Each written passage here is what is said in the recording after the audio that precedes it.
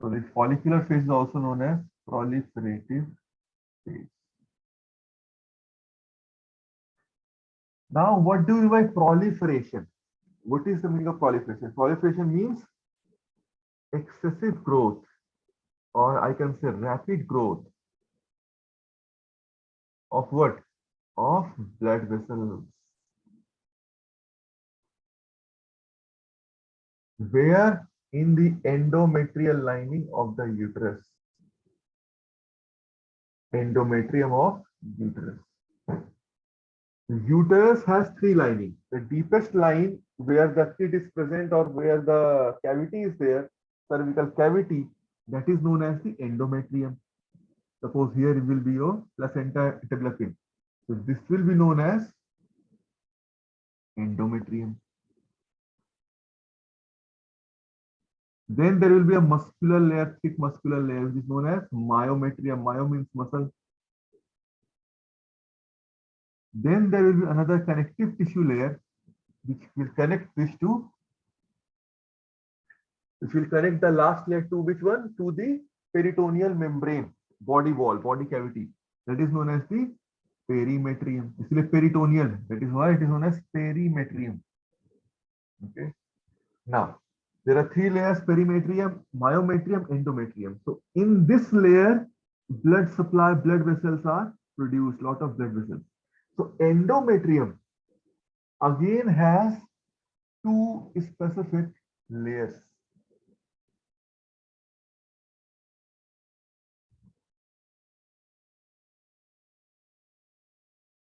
The inner layer is known as stratum basalis.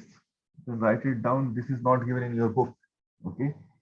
The outer layer which is produced in the follicular phase, lot of blood vessels. This is known as stratum functionalis.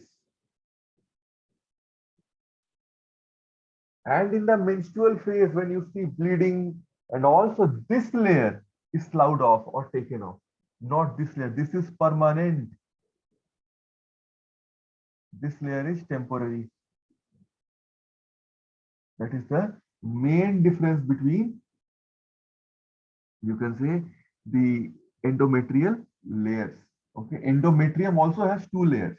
Okay, number one is the stratum functionalis, number two is the stratum basalis. Basalis never ever goes away.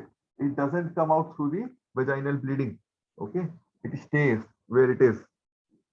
Only the newly formed blood vessels, they are the stratum functionalis, they are thrown out. Okay, so this is endometrium. Okay, it has two layers, stratum basalis and stratum functionalis. In the follicular phase, what happens? Which layer is produced? Which layer is produced? Tell. Just now I told the answer.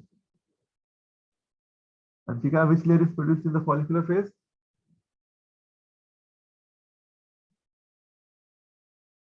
Soumya, which layer out of these two? Sir, stratum functionalis. Stratum functionalis, good. Stratum functionalis is produced in the follicular phase. Basalis remains as it is. Okay, it is not produced. It is already produced when you are born. Okay, this layer is produced and this layer gets destroyed. Later on, I'll tell you how does it get destroyed. Okay, due to lesser progesterone level, dip in progesterone, how does that dip happen? Everything will be explained. But this layer is formed also, this layer is destroyed also.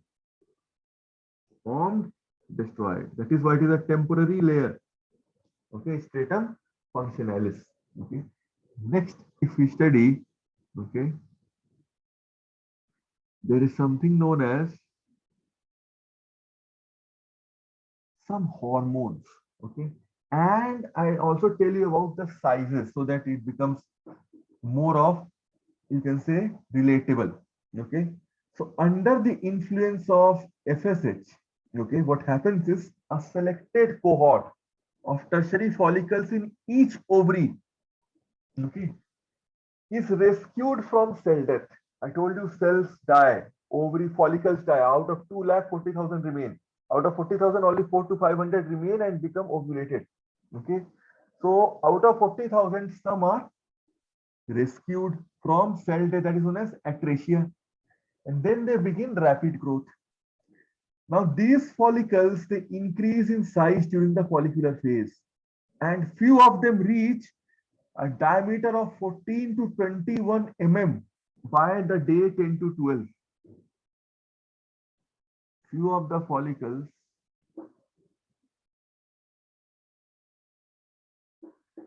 reach a diameter of 14 to 21 mm by day 10 to 12. 10 to 12 means what? 10 to 12 of the menstrual phase date means 1 to 4 is the day of menstrual bleeding. From 5 onwards, we have started into the or with the follicular phase. So follicular phase is still will continue from where? From day 5 to day 13. So between this, we will be having day 10 to 12. So on these days, some of the follicles, they become this big, 14 to 21 mm, that they can be visible by or via naked eye only. Okay. Now, other follicles,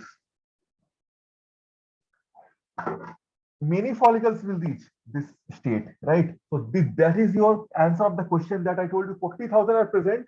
Why 4 to 500 will ovulate only in one's life? Because at each cycle, multiple follicles, they try to grow, but again, only some or one follicle will ovulate in that cycle. The rest will again undergo death. Okay, they will again undergo death. Why? Because those follicles will not be able to express enough FSH receptors. That is the number of FSH receptors. Suppose this one follicle which ovulated in that cycle, it expressed multiple integral membrane proteins, all of which are FSH receptors. Suppose this follicle this did not express or expressed only one FSH receptor, or not even this one is proper. Okay, this one is also not proper. Means some mutation is there or some conformational change is there or no expression. Then this will not be able to continue, okay, forward. That is the answer. Okay, why they become what they become. So first, under the influence of FSH means one receptor is enough, but later on you should amplify the amount or the number of receptors. If that one receptor stays one receptor, then you cannot reach more than this 14 to 21 mm size. Okay, by day 13, only one follicle will become Graafian follicle from the tertiary follicle. This one is the tertiary follicle.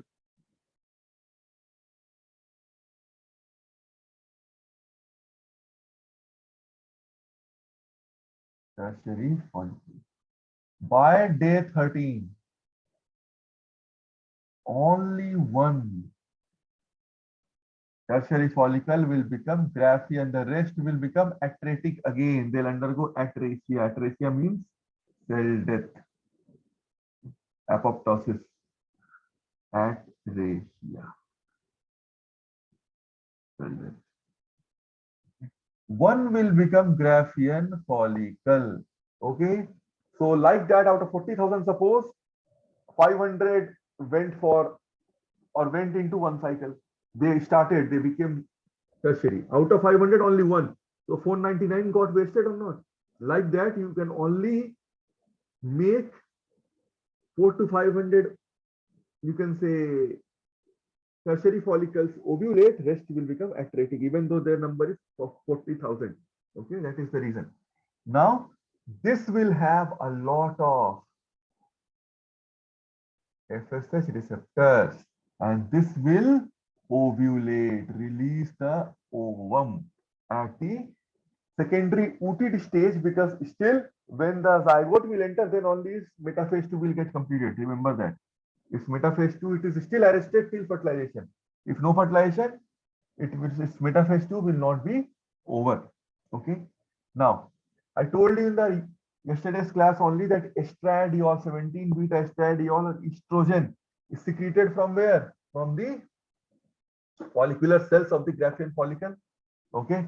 And estradiol, I told you when it is secreted, it causes enhancement of female secondary sexual characteristics like breast development, like shrill voice, more hair on the head, less hair on the skin. Okay. And that estradiol only, which was being released by 17 beta estradiol, which was being released by whom? Released by the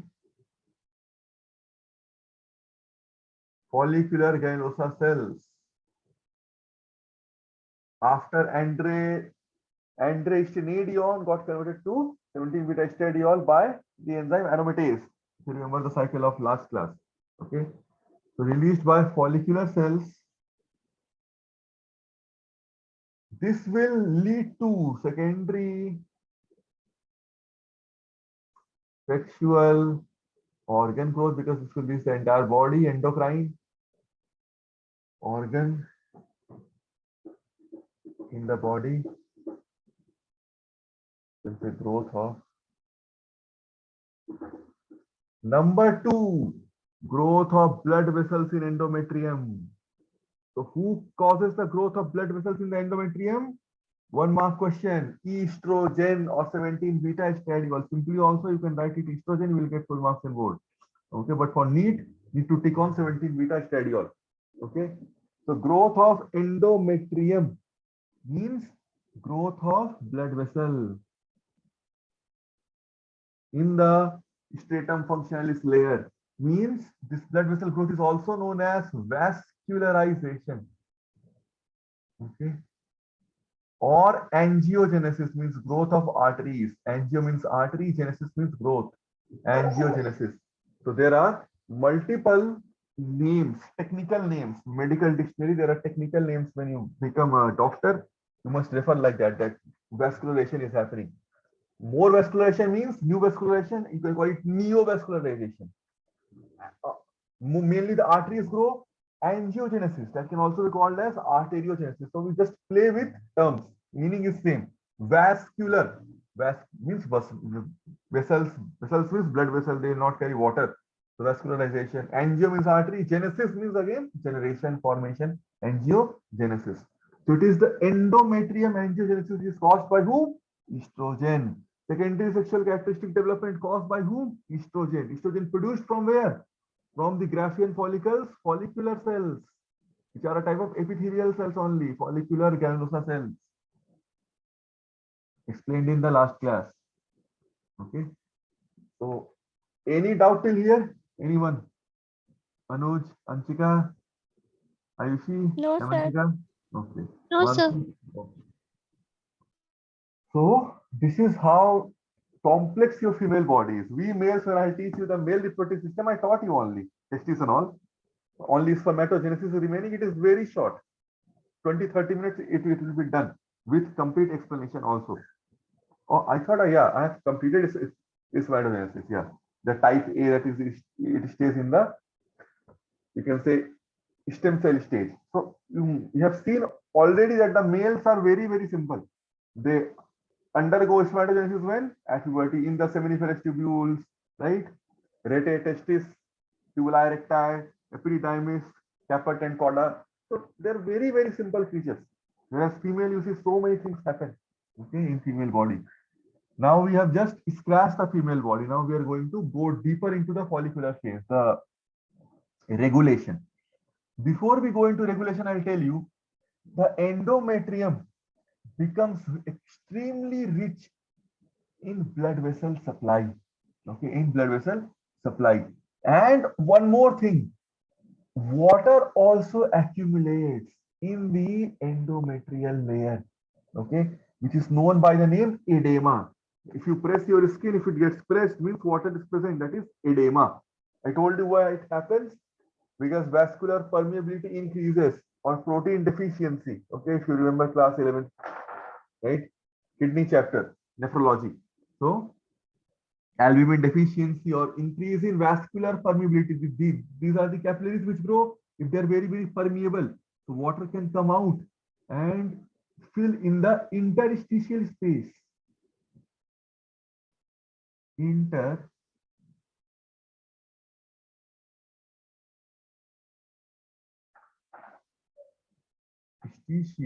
space. Okay. That is the meaning of edema. When you become a doctor, you will learn various types of edema as well. Okay, and know how to diagnose edema and tell which edema happened due to what. Okay, but filling of water or accumulation of water in the interstitial space is known as edema. It could be due to low protein, if there is low protein in the blood, low protein level. Which protein? Maximum abundant protein is albumin, or increased or increase in the permeability. These endothelial cells have become permeable, more permeable. Increase in vascular permeability, which happened here. Here there was no protein deficiency. Here they are more permeable, so water could release out. Okay, water could come out of it due to more hydrostatic pressure, because water is putting some pressure here. That is known as hydrostatic pressure. Okay. Hydrostatic pressure. That takes the water out. Okay, because it is more permeable. These endothelial cells have more gap between them. Okay, that is what causes edema. Okay, very, very important for comparative exams. Now, one more thing in addition to this, the smooth muscle of the myometrium. Myometrium has which muscle? Smooth muscle. Can you contract your uterus? All of us by your own? Never. Whenever you feel the pregnancy cramp or any of your mother has felt, or even when you feel the menstrual cycle cramp, the pain due to menstrual cycle, can you control those cramps? Anyone? Any of the girls? Can you control the cramp? Anyone? No, sir. Cannot control. Why? Because they are controlled by smooth muscle. Smooth muscle are innervated by autonomic nervous system, the parasympathetic and the sympathetic division, which are not under our somatic or voluntary control. They are not somatic nervous system. Somatic nerves, they control the skeletal muscle, but a smooth muscle you can never control. Okay, so it happens throughout the menstrual, you can say menstrual phase. You can say minuscule level of contractions happen. Contractions keep on happening, but very light contractions that you do not feel only. Right now also, some contraction is happening in your uterus, but you are not feeling it. Okay, that is the thing. So it keeps on happening, but we never feel. Okay, we don't get the feel of it unless it becomes very, very rigorous contraction, and we then feel the, you can say, pain, or during child labor. That is the partition reflex. I'll teach you later on. Birth reflex, labor reflex, when the child comes out through the vaginal cavity, okay, cervical cavity, one should be saying, when that happens due to oxytocin level high, relaxin level high, those things will be taught. But again, those are not under control. Okay. Now, level of estradiol in the blood, what happens? It keeps on increasing throughout the follicular phase, reaching a maximum peak when? At day 12 of the 28-day cycle. And just before about 24 to 48 hours, you can say, after this peak in estradiol, what happens? LH surge that I talked about yesterday. LH surge. LH receptors are expressed by estradiol, and LH surge happens that time. Okay, and LH surge causes ovulation. So LH surge lasts for about 36 hours. It starts from, you can say, day 13. And during 9 to 12 hours of the LH surge range, the peak of the surge happens and ovulation takes place. Okay, and progesterone and FSH levels, they remain, you can say, kind of low in the early follicular phase before ovulation. So I'll show you one very, very important graph which is asked directly in your board examination for interpretation purpose. Graph will be given, you need to interpret. Okay, here everything is given, but there only graph will be given. You need to interpret which peak is of what and what phase it is. Okay, so I'm sharing this screen. Look at it clearly. Can you see the graphs? Yes, sir. Yes, sir. See, this is the menstrual Yes, sir. cycle graph. Look at both these graphs and understand.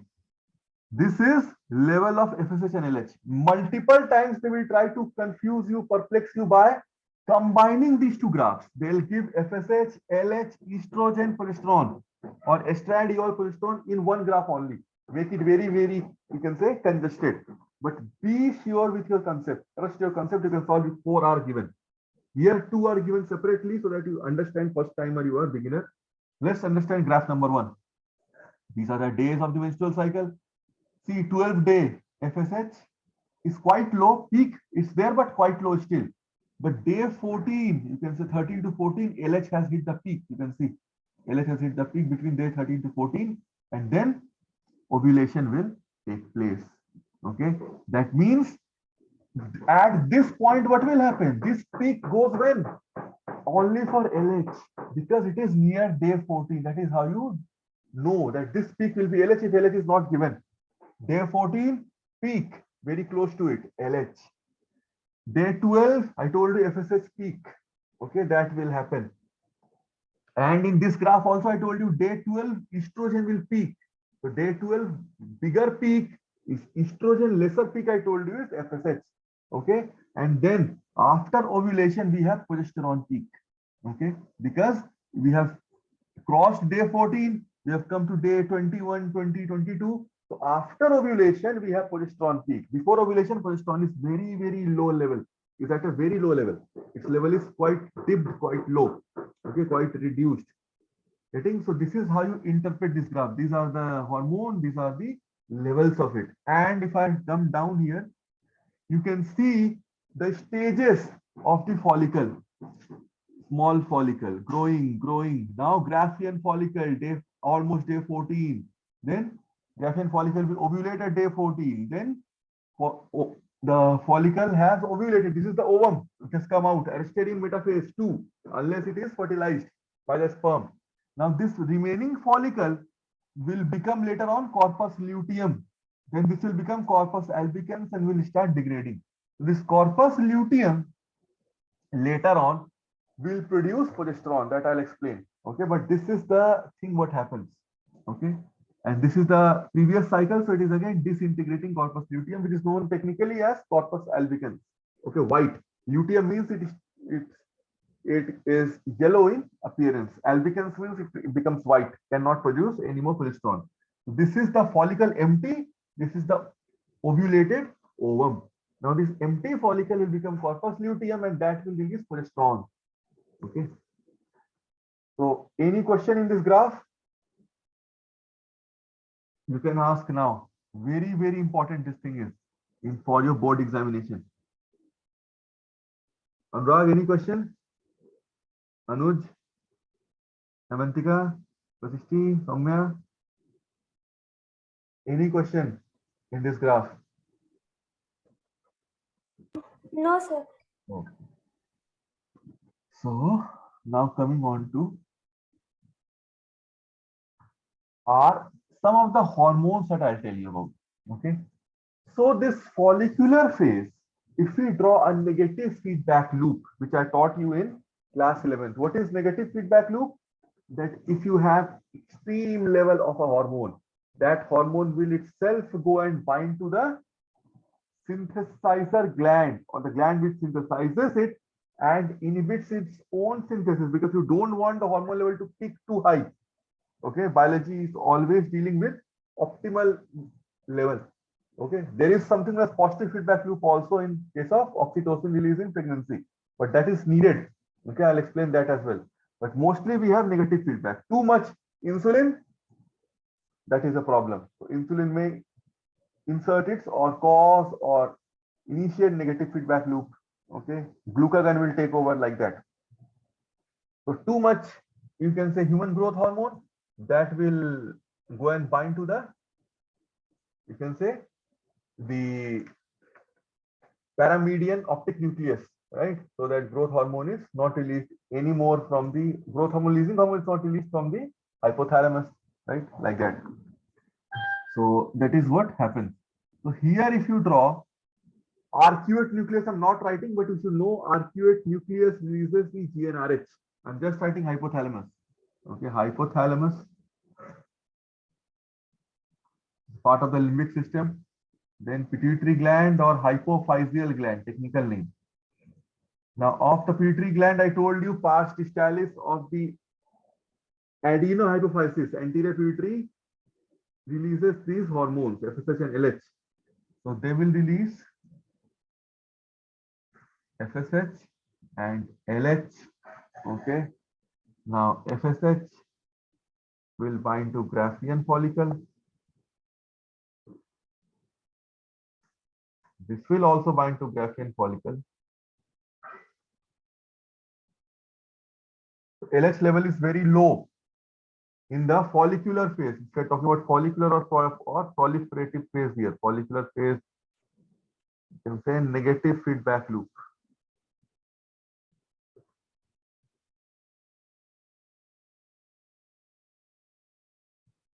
Okay, that is FSH, Graafian follicle. Then the Graafian follicle would release 17 beta estradiol or estrogen. Okay, when estrogen is released, estrogen, if it reaches a higher level at the later stage of, you can say, follicular phase, FSH will not reach a very high level. Estrogen will reach a high level at the later stage of follicular phase. Then estrogen or 17 beta estradiol will go and bind to hypothalamus. Then hypothalamus was releasing what? GnRH. So GnRH would be inhibited. Okay. And one more thing, you can say, one more thing happens, that there is something known as inhibin. You might have heard, I told you one day about inhibin. Okay. So what happens is, after estradiol reaches moderately high levels, you can say in the mid to late follicular phase, okay, it exerts negative feedback on arcuate nucleus of the GnRH, okay, which will degrade or downgrade or reduce or dip the FSH level. Okay.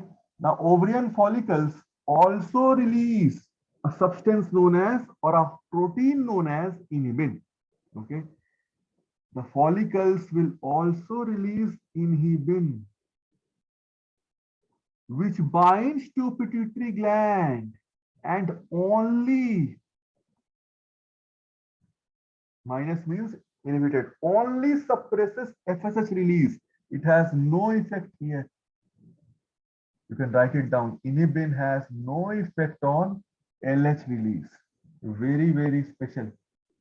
Okay, inhibin. Okay, so both pituitary gland and hypothalamus are being inhibited.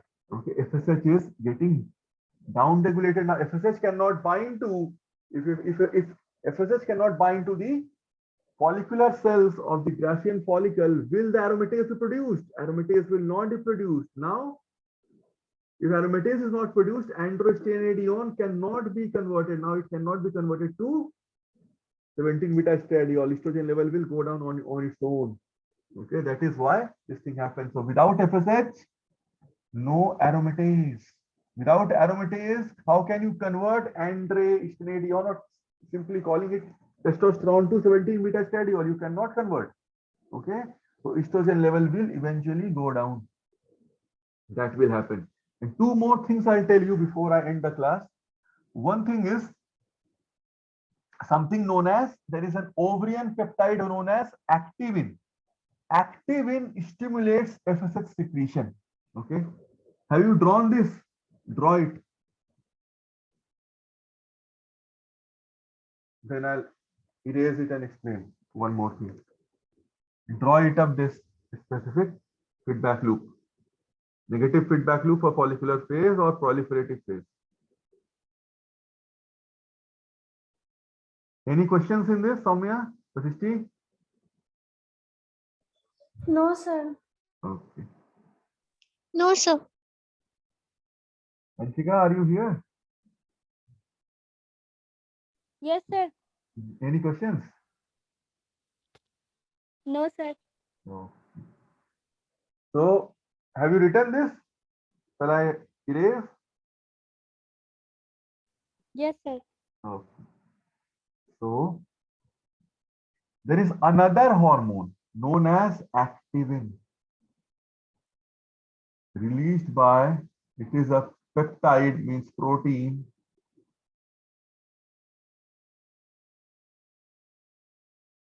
Inhibin is also a protein, okay? We should know which molecule it is: protein, lipid, fat, carbohydrate, or nucleic acid. So released by ovaries, okay, which stimulate, it stimulates, remember, does opposite of inhibin, stimulates FSH secretion. FSH secretion. But there is another protein known as follistatin. What follistatin does is, it's again a glycoprotein which inhibits FSH secretion by binding to activin and neutralizing the effect of activin. Okay, it inhibits FSH secretion. How? It does not go and bind to the pituitary gland like inhibin, but it will bind to activin. Now I told you activin will go and bind to pituitary and cause FSH secretion opposite of inhibin. But once it binds to activin, it will make activin would be functionless. Means suppose this is follistatin, it bound to activin, now this FA complex. Now here activin is causing FSH secretion from pituitary gland. But when it is bound to FA or follistatin, now this will not bind to pituitary gland, cannot cause FSH stimulation or secretion, or cannot stimulate the FSH secretion. Okay, cannot reverse the effect of inhibin, because inhibin was binding to pituitary gland and was selectively causing FSH secretion to dip or reduce. Okay. So any questions in today's class? Any queries? Any questions? Anyone? Anurag, Ayushi, Mansi, Amantika, Anshika, any question? Soumya? No, sir.